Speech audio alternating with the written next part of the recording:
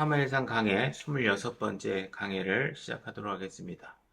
오늘 교회에서 강의 녹화가 제대로 되지 않아서 다시 녹화하고 있는 상황입니다. 사무엘상 오늘 진도가 6장 13절부터인데 지난번에 좀 내용들을 좀 보충하기 위해서 12절부터 한번 보도록 하겠습니다. 사무엘상 6장 12절입니다. 제가 읽어보겠습니다. 암소들이 벳세메스 길로 향하는 고든 길을 택하여 큰 길을 따라 가더라. 그것들이 갈 때에 울면서 가고 오른쪽으로나 왼쪽으로나 치우치지 아니하였으며 블레셋 사람들의 귀족들은 그것들을 따라 벳세메스의 경계까지 가니라. 지금 수레를 끌고 가는 장면에서 암소들이 두 마리가 끌고 가고 있는 장면을 설명하고 있습니다. 한 마리가 한 방향으로 가는 것도 사실 쉽지 않은데 두 마리가 지금 한 방향을 향해서 목적지까지 이동하고 있는 것으로 보여지는 것을 보면 이 암소가 두 마리가 성령님의 통제하에 움직이고 있는 것을 우리가 볼 수 있는 것이죠. 그래서 왼쪽으로나 오른쪽으로나 치우치지 아니하였다 해서 고든 길을 고든 행로로 가고 있는 모습을 보여주고 있습니다. 지금 블레셋 사람들이 놓은 여러 가지 허들들이 있는데 이 허들들을 다시 한번 되짚어 보면 이 소는 한 번도 멍에를 맨 적이 없는 소였습니다. 그러니까는 한 번도 멍에를 맨 적이 없은 소였기 때문에 수레를 어깨에 얹게 되면 더 불편해하고 오히려 수레를 끌지 않기 위해서 더 뛰고 날뛰고 할 가능성이 높은 상황이죠.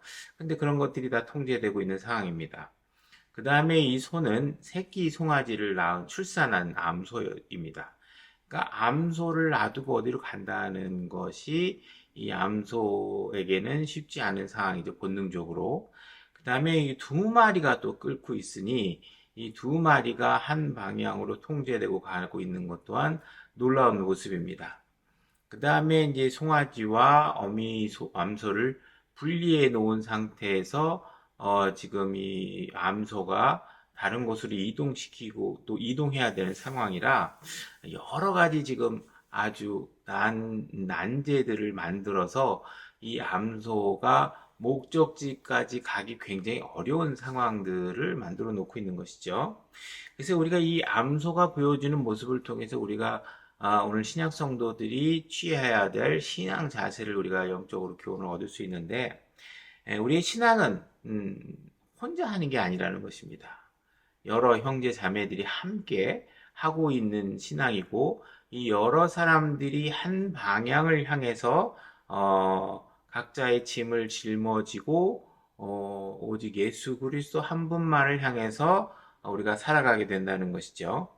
그 다음에 그 다음에 왼쪽으로나 오른쪽으로 치우치지 않는 행로를 가지고 우리가 가야 됩니다. 그래서 우리가 뭐 다른 쪽으로 자꾸 쓸데없는 방향으로 자꾸 우리의 신앙의 방향을 틀거나 하나님이 주님께서 우리가 명령하고 있지 않은 것들에 관심을 보이면서 시간을 낭비할 필요가 없는 것이죠. 그래서 예수님께서 놓은 그 곧바른 그 길 위에 우리가 고든 행로를 따라 가야 할 필요가 있습니다. 그 다음에 이 암소가 보여주고 있는 것을 보게 되면 송아지 자기 새끼를 낳은 그런 출산한 상황인데도 그 가족에 대한 본능을 이기고 하나님의 명령에 순종하는 모습을 보여주고 있는 것이죠. 그래서 가족이나 자식이나 이런 소중한 것들이 결국은 예수님보다 앞설 수 없다라는 사실을 보여주고 있는 것입니다. 그래서 우리도 이 암소처럼 우리의 본성을 이기고 그리스도께 순종하는 삶을 그분의 명령에 순종하는 삶을 살아야 한다 이렇게 볼 수 있습니다. 그래서 이 암소는 지금 보게 되면 내가 지금 새끼 송아지가 안전한지 내가 확인이 안 되면 나 이 술에 못 걸겠다 이런 자세를 취하지 않죠. 울면서 가는 것입니다. 하나님의 명령이 있으니 암소의 안전 여부와 이 모든 것들을 주님께 맡기고 주님의 명령에 순종하는 것이죠. 그래서 명령이 떨어지는 순간 바로 이 울면서도 가야 하는 상황. 그것이 바로 오늘날 우리 신약 성도들이 취해야 될 자세라는 것입니다. 그래서 우리가 각자 소중한 것들, 미련이 남는 것들, 애착이 느껴지는 것들 앞에서 주님의 명령이 떨어지면 뭐 하나님과 우리가 흥정을 하거나 뭘 보장해 달라고 하거나 이러는 것이 아니라 그분의 명령에 바로 순종하고 따라가는 길을 가야 됩니다. 자, 그러면 오늘 진도 새로 13절부터 오늘이 새롭게 나가는 진도인데 한번 살펴보도록 하겠습니다. 13절 제가 읽겠습니다. 베세메스 사람들이 골짜기에서 밀을 수확하다가 눈을 들어 괴를 보고 그것을 봄으로 기뻐하더라 이렇게 얘기하고 있습니다. 일단 이 언약궤가 벳세메스로 간 이유는 벳세메스는 제사장이 사는 도시이기 때문에 그렇죠. 그 다음에 제사장들이 지금 언약궤를 빼앗긴 지 한 8개월 정도 이렇게 되는 시간인데 이 제사장들은 언약궤가 없으면 본인의 존재 이유가 사라지게 되는 것이죠. 할 일이 없어지는 것입니다. 언약궤가 있어야 제사도 지내고 희생물도 드리고 하는 그런 제사장의 본분을 행하게 될 텐데 이 언약궤가 없어져 있는 상황에서는 정말 그들이 해야 될 일이 전혀 없는 상황에서 다시 이 언약궤가 돌아오는 것을 보고 그들은 드디어 이제 내가 뭔가 할 일이 생겼다는 사실을 알고 기뻐할 수밖에 없는 것이죠. 그 다음에 이스라엘 민족은 언약궤가 떠나면서 그들의 생각은 하나님이 떠났다 이렇게 생각을 하고 있는 상황이었습니다. 언약궤가 떠났다고 해서 하나님이 떠난 것은 아니지요. 하나님은 항상 이들을 돌보고 계시고 그들을 관찰하고 계시고 다 가까이 계셨지만 사실은 이스라엘 백성이 하나님의 명령에 순종하지 않음으로 인해서 벌어진 일들입니다.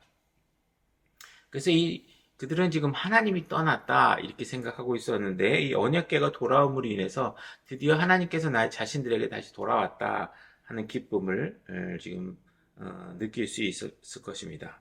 사실 이스라엘 백성은 언약궤가 돌아오기 전까지 사실 언약궤가 어떻게 될 건지에 대해서 별로 관심을 갖지 않았던 것으로 보입니다. 그죠? 만약에 그들이 언약궤가 어떻게 되는지에 대해서 굉장히 관심이 많았다면 아마 무슨 정탐꾼을 보내서라든지 뭐 첩자를 보내서 지금 언약궤가 어떻게 다루어지고 있고 어떤 상태에 놓여 있는지 그래서 지금 암소의 수레를 실어서 지금 언약궤를 보러 보내려고 하는 그런 상황들이 지금 그렇게 비밀리에 벌어지고 있는 상황이 아니라면 누군가가 이 상황을 지켜보고 이제 이 수레에 언약궤가 실려서 곧 이스라엘 땅을 밟게 될 것이라는 사실들을 정보를 제공하고 하면 이스라엘 백성은 그 오는 길목에서 언약궤가 오는 것을 맞이했을 수도 있었을 것인데 하나님께서는 이 성경에서 그런 모습을 연출해 보여주고 있지 않습니다.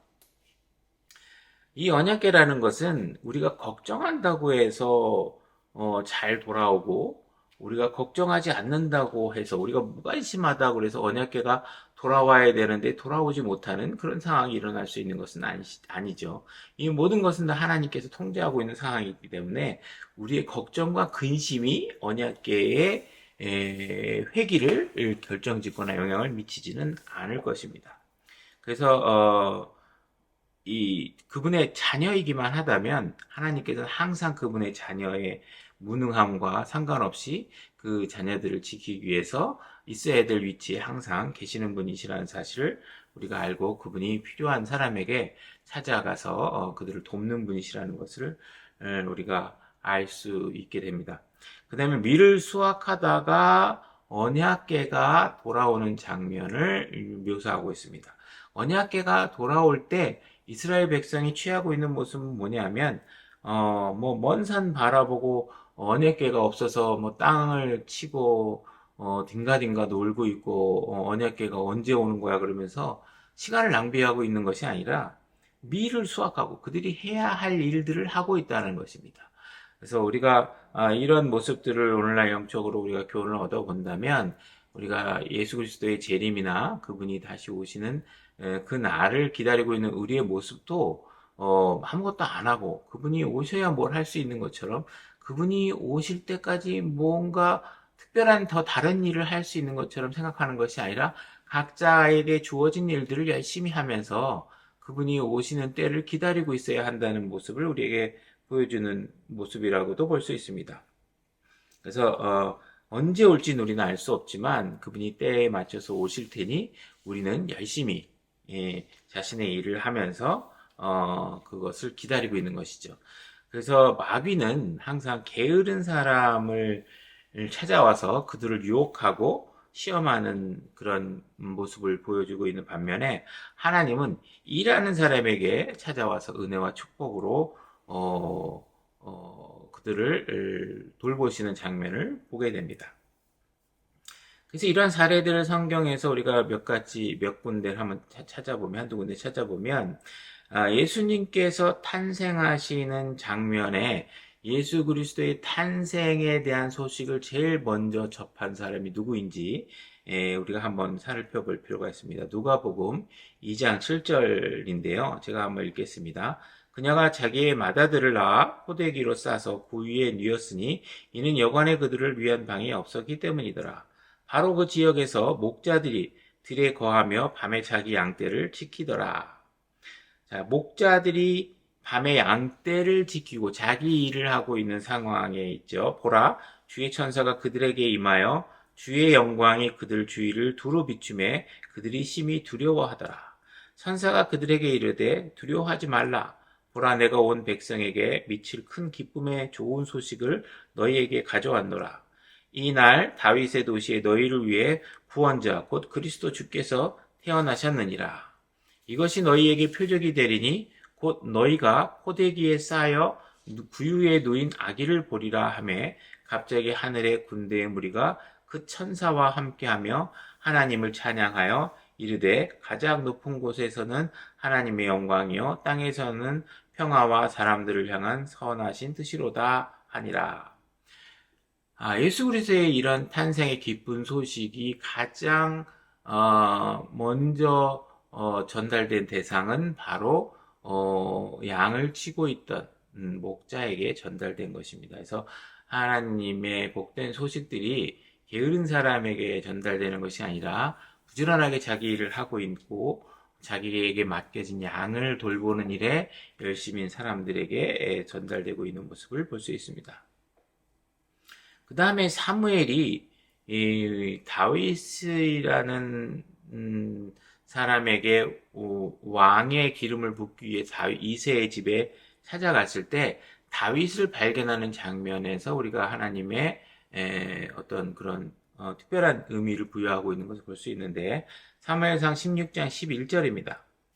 사무엘상 16장 11절 제가 읽겠습니다. 또 이새에게 이르되 내 아이들이 다 여기 있느냐 하니 그가 이르되 아직 막내가 남았는데 보소서 그가 양을 지키나이다 하매 지금 사무엘이 이새의 집에 가서 너희 자녀들 중에 아들들 중에 왕으로 기름 부을 자를 찾으러 왔다 해서 찾아온 상황에서 지금 나머지 형들은 전부 다 내가 혹시 그 왕이 되지 않을까 하는 기대감으로 줄을 서서 사무엘 앞에 서 있는 반면에 다윗은 그 자리에 서 있지 않았습니다. 다윗에 있었던 것은 무엇이냐면 내가 왕이 되려고 거기에 기다리고서 줄을 서 있는 게 아니라 자기에게 맡겨진 양을 치는 일을 열심히 하고 있는 상황이었죠. 그래서 하나님께서 이 다윗의 일하고 있는 다윗을 불러서 기름을 붓게 됩니다. 12절 그가 사람을 보내어 그를 데려왔는데 이제 그는 혈색이 좋으며 아름다운 용모를 지녔고 보기에 잘생겼더라. 주께서 이르시되 이 사람이 그니 일어나 그에게 기름을 부으라 하시니라. 이에 사무엘이 기름불을 취하여 그의 형제들 가운데서 그에게 기름을 부으니 그날 이후로 주의 영께서 다윗에게 임하시니라. 이에 사무엘이 일어나서 라마로 가니라. 그래서 지금 오히려 왕이 되든 안 되든 별로 관심 없이 자신의 일에 열심히 있었던 다윗을 하나님께서 부르시고 사무엘을 통해 그에게 기름을 붓는 장면이 보여지고 있습니다. 그 다음에 우리가 또 한 사람을 주목해서 볼 필요가 있는데 우리가 바울이 이전에 다소의 사울로 있었을 때 그가 예수님을 만나는 장면입니다. 그가 어떤 장면에서 예수님을 만나고 있는지 사도행전 9장 1절로 가서 내용을 한번 보도록 하겠습니다. 사도행전 9장 1절. 사울이 주의 제자들을 치려고 여전히 위협과 살기를 내뿜으며 대제사장에게 가서 다마스쿠스의 회당들에게 가져갈 편지를 그에게 요청하니, 이것은 그가 이 길에 속한 사람들을 만나면 남자와 여자를 막론하고 그들을 결박하여 예루살렘으로 잡아오려 함이더라. 사울이 길을 가다가 다마스쿠스에 이르렀을 때 갑자기 하늘로부터 빛이 나와 그를 둘러 비추더라. 그가 땅에 쓰러져 들음에 한 음성이 있어 그에게 이르시되 사울아 사울아 어찌하여 네가 나를 핍박하느냐 하시거늘. 지금 사울이 예수님을 만나는 장면은 어떤 장면이냐면, 사울이 지금 개인적인 영달이 아니라 자기가 알고 있었던 신념과 자기가 알고 있었던 하나님의 그런 어떤 신앙관에서 뭔가 잘못되었다고 하는 생각했던, 그가 아직까지 예수 그리스도가 하나님이라는 사실을 인지하고 못하고 있었을 때 예수를 따르는 사람들이 잘못된 신앙을 하고 있다는 생각 때문에 그들을 잡아들여서 하나님 앞에 뭔가 잘못된 사람들을 잡아서 그렇게 하는 것이 하나님 앞에 올바른 일이라고 생각했던 것이죠. 그래서 지금 이 사울은 자기의 어떤 이 영달이나 자기 욕심이나 육신적 쾌락을 위해서 하는 게 아닙니다. 신앙적 헌신을 하고 있는 모습이죠. 그래서 지금 그러한 열심을 가지고서 지금 편지를 가지고 기독교인들을 핍박하기 위해서 움직였을 때, 예수님께서 그에게 나타나셔서 네가 네가 핍박하는 예수다 그러면서 내가 곧 네가 믿고 있는 하나님이라는 사실들을 드러내시게 되죠. 디모데전서 1장 12절을 보게 되면 이렇게 말씀하고 있습니다. 나를 능하게 하신 그리스도 예수 우리 주께 내가 감사를 드림은 그분께서 나를 신실한 자로 여기사 내게 사역을 맡기셨기 때문이라. 그가 비록 잘못된 길에서 일하고 있었지만 예수님이 보시기에 판단한 가장 중요한 가치는 뭐냐 하면 그가 신실하다는 것입니다. 뭔가 맡겨놓으면 끝까지 성실하게 일을 해내는 사람이라는 것이죠. 그래서 자신의 일을 항상 열심히 하는 사람들에게 하나님께서 합당한 보험과 진리를 알게 해 하시는 모습도 보게 됩니다. 그래서 그리스도인들은 절대로 게으르게 이렇게 남을 조롱하거나 하는 자세를 취하면 안 됩니다. 그 다음에 밀을 수확하다가 눈을 들어 괴를 보고 그것을 봄으로 기뻐하더라. 그래서 그들이 추수하는 기쁨은 있지만 그것보다 더 기뻤던 것이 뭐냐면 언약궤가 하나님이 다시 자신들에게 돌아오는 장면을 보고 기뻐했다고 말할 수 있는 것이죠. 그래서 우리가 혼을 구하는 여러 가지 일들이 우리에게도 기쁜 일이지만 우리가 결국 궁극적으로 최고의 기쁨을 누릴 수 있는 것은 그분을 만나는 일일 것입니다. 그리고 여기 보게 되면 그것을 봄으로 기뻐하더라 이렇게 되어 있습니다. 이 단어들의 표현을 보면 이런 과정으로 진행되는 것입니다. 무엇인가 등장하면 눈으로 봅니다. 그죠? 그리고 그 보는 목적이 무엇이냐면 그것이 정말 내가 원하는 그것과 일치하는 것인지를 눈으로 확인하고 그 다음에 기뻐하는 거예요. 그러니까 뭔가 비스무리하거나 뭔가 추상적인 상황에서 기쁨을 표현하는 것이 아니라 정확하게 눈으로 확인해서 그것이 내가 찾고 기다리고 있는 그것이 맞는지를 확인하고 기뻐하는 것이죠. 그래서 이런 우리가 신앙을 할 때는 이렇게 확인하는 작업이 굉장히 중요합니다. 여러분들이 눈으로 확인하는 작업이 중요해요. 우리 계시록 1장 12절로 가서 이와 유사한 사례들을 찾아보겠습니다. 계시록 1장 12절입니다. 내가 돌아서서 나와 말씀하신 그 음성을 알아보려 하니라. 돌아설 때에 내가 7금 등잔대를 보았는데 그 7 등잔대 한가운데 사람의 아들 같으신 분께서 발까지 내려온 옷을 입고 가슴에 금띠를 두르고 계시더라. 그에게 뭔가 음성이 들려오고 하나님의 음성이 들려오고 주님의 음성이 들려왔을 때는 그 음성을 뭔가 추정하거나 추측으로 하는 것이 아니라 어떻게 하고 있냐면 뒤로 돌아봐서 그 음성이 들려오는 곳에서 누가 그 말을 하고 있는지를 정확하게 확인하고 그분이 예수 그리스도라는 사실을 확인하는 과정이 필요하다는 것입니다. 그래서 오늘날 우리 신약 성도들이 무엇인가 누군가가 이것이 주님의 음성인 것처럼 말하거나 뭔가 여러분들에게 특별한 것으로 다가올 때 그것을 그냥 대강 그냥 짐작해서 확인하는 것이 아니라 정말 이것이 무엇인지 확인해 보는 과정이 필요한데 오늘 신약 성도들은 그 과정이 무엇이냐면 기록된 성경과 비교하는 것입니다. 그래서 베레아 사람들이 사도행전 17장 11절에 보게 되면 그것들이 그런가 하여 날마다 성경 기록들을 탐구하니라. 누군가가 이 예수님은 이런 걸 하셨대, 예수님은 이런 걸 원하신대, 등등 여러 가지 메시지들이 전달됐을 때 그들이 확인한 것은 뭐냐면 성경 기록들을 탐구해서 그것이 정말 성경에서 그렇게 될 일이라고 하는 것인지를 확인하는 것이죠. 그래서 우리가 항상 신앙은 기록된 성경과 메시지들을 확인하는 작업을 해가면서 여러분들이 그 말씀에 순종하는 그런 과정을 훈련하실 필요가 있습니다. 자, 사무엘상 6장 14절입니다. 사무엘상 6장 14절입니다. 수레가 벳세메 사람 여호수아의 밭에서 이르러 거기 섰는데 거기에 큰 돌이 있더라. 그들이 수레의 나무를 쪼개고 그 암소들을 번제 헌물로 주께 드리며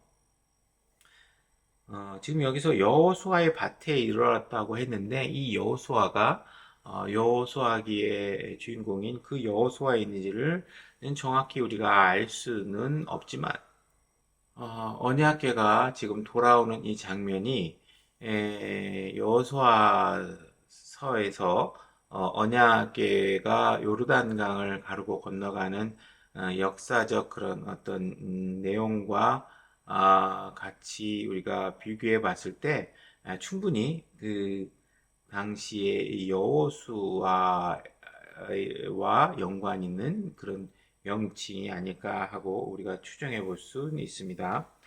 그 다음에 여기 보면 암소들을 번제 헌물로 드렸다 이렇게 얘기하고 있습니다.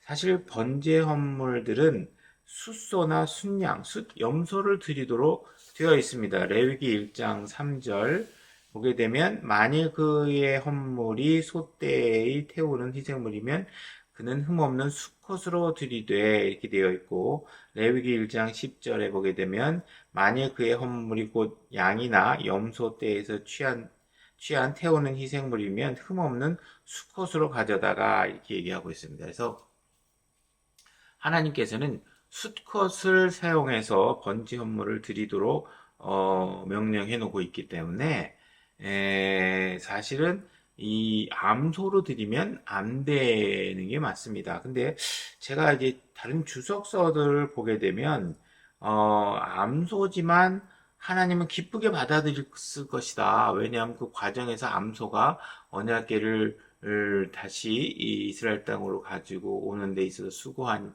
암소이기 때문에 그 과정이 순수하고 의미 있고 거룩한 과정에 사용되어 있던 암소이기 때문에 이 암소로 번제 헌물을 드렸었더라도 주님은 기쁘게 받았을 것이다. 이런 논리를 피고 있는 주석서들을 보게 됩니다. 아마 대부분이 제가 갖고 있는 주석서들은 전부 다 그렇게 설명을 하고 있는데 저는 사실 여기에 동의하기가 어렵습니다. 하나님의 말씀, 특히 이 번제 헌물은 예수 그리스도의 희생, 십자가의 죽음을 예표하는 그런 모델이기 때문에 하나님께서 어떤 선이나 동기적인 어떤 의도나 이런 것들이 좋다고 해서 하나님 말씀대로 하지 않아도 괜찮다라고 허락하시는 내용이 존재하지 않습니다. 더군다나 이것은 예수 그리스도의 예표인데 예수 그리스도가 어떻게 암소로 대신될 수 있겠습니까? 그러니까 이거는 사실은 하나님께서 기뻐하신 행동이 아니라 하나님께서 이게 복된 모습으로 언약궤가 돌아오며 그들에게 축복의 모습으로 다가오지만 그 한켠에는 항상 우리의 믿음과 순종을 시험하시는 부분이 함께 있다라는 사실을 우리가 간과해서는 안 됩니다. 그래서 거기에도 분명히 우리가 이 믿음을 달아보시는 것들이 있기 때문에 분명히 이들이 제사장이라면 어떠한 소를 써야 되는지를 명확하게 알 수 있었을 텐데 그것을 그냥 대강 했다 하는 자세는 결국은 우리가 다음 시간에 알아보게 될 언약궤를 함부로 뚜껑을 열어보는 일들이 벌어지는 것을 보게 되면 이들이 얼마나 하나님의 말씀을 정말 대강대강 대하고 있는가 하는 것을 우리가 볼 수 있는데, 그래서 이거는 잘한 일이 아니라 잘못한 일이라고 우리가 봐야지 맞다고 봅니다. 그래서 이런 레위 사람들이 숫소를 사용해야 되는 것을 정말 몰랐다. 그러면 그거 죄가 안 되느냐? 죄가 됩니다. 무지도 죄입니다. 그들이 게을러서 하나님 말씀을 올바로 탐구하지 못해서 그 내용을 몰랐다고 해도 이것은 죄입니다. 그러니까 상황 논리나 자신의 의도가 좋았으니 뭐 좀 잘못했어도 하나님께서 받아주시겠지 하는 이런 자세는 절대로 우리 그리스도인 신약 성도가 취해서는 안 되는 자세입니다. 만약에 그것이 하나님의 말씀과 다르다면 우리는 멈춰야 되고 정말 내가 잘 모르겠다고 하면 주님의 뜻을 구해서 하나님의 말씀으로 확증되었을 때 그것을 행할 수 있을 것입니다. 모르면 멈추고 주님의 뜻을 구해야 됩니다.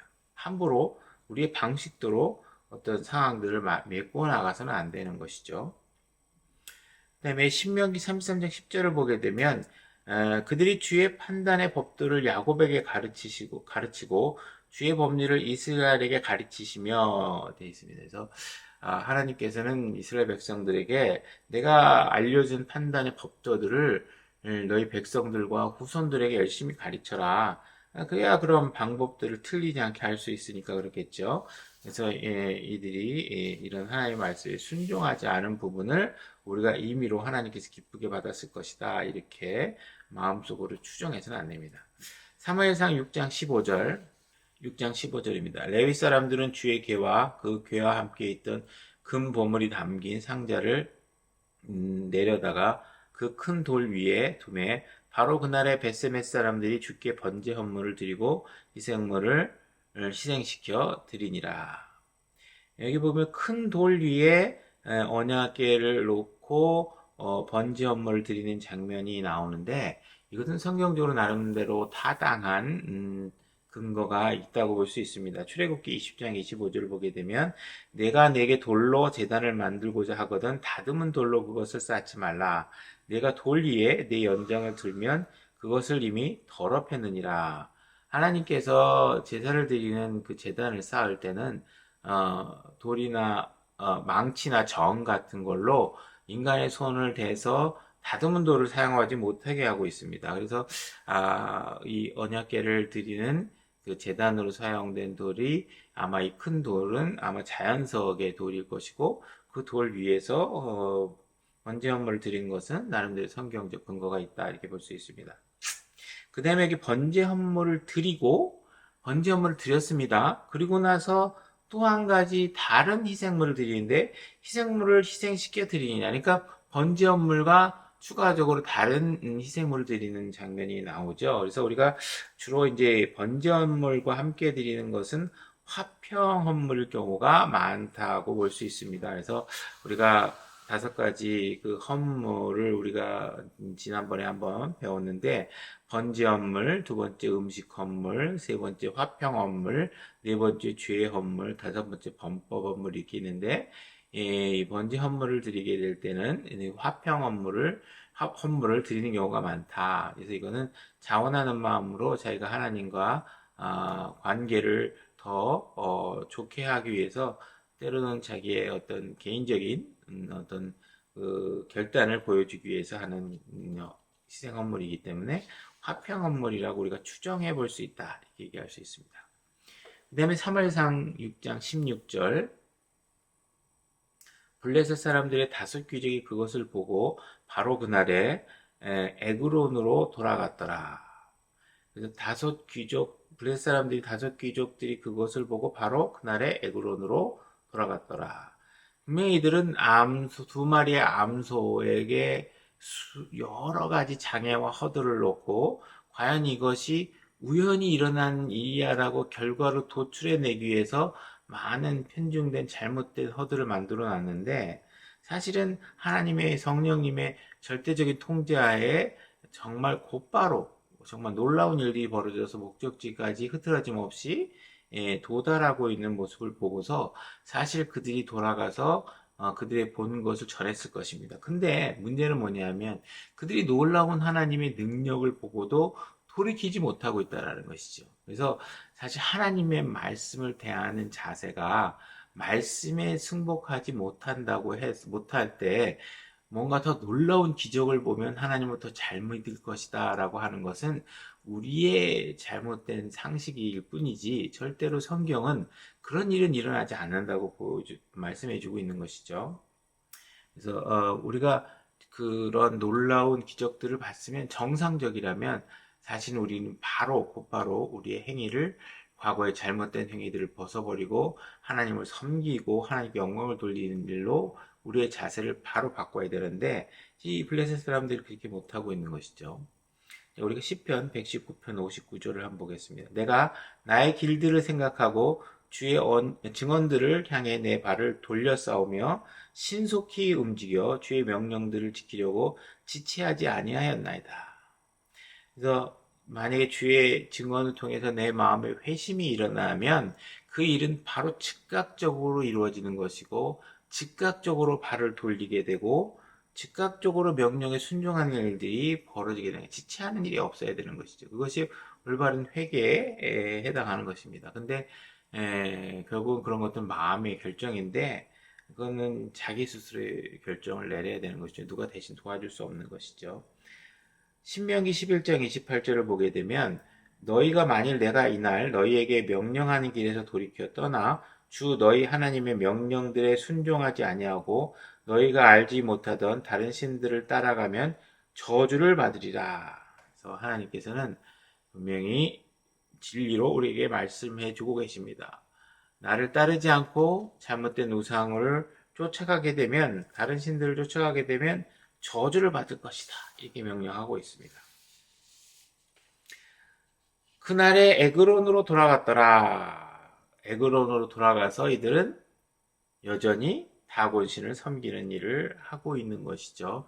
그러니까 이들은 저주받을 길을 가고 있다고 말할 수 있습니다. 그래서 우리는 하나님의 말씀을 보면 우리의 잘못된 행위를 그 말씀에 비추어서 잘못됐다고 판단되면 바로 돌이키셔야 됩니다.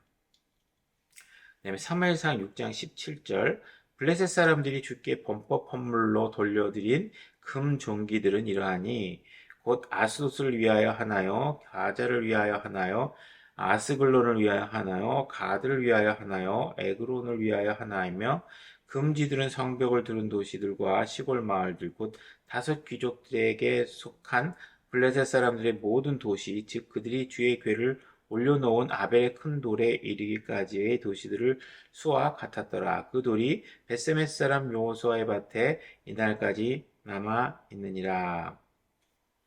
지금 여기 이날까지라고 얘기하고 있는 것은 그 사무엘상이 기록되고 있는 시점까지를 얘기하고 있는 것이죠.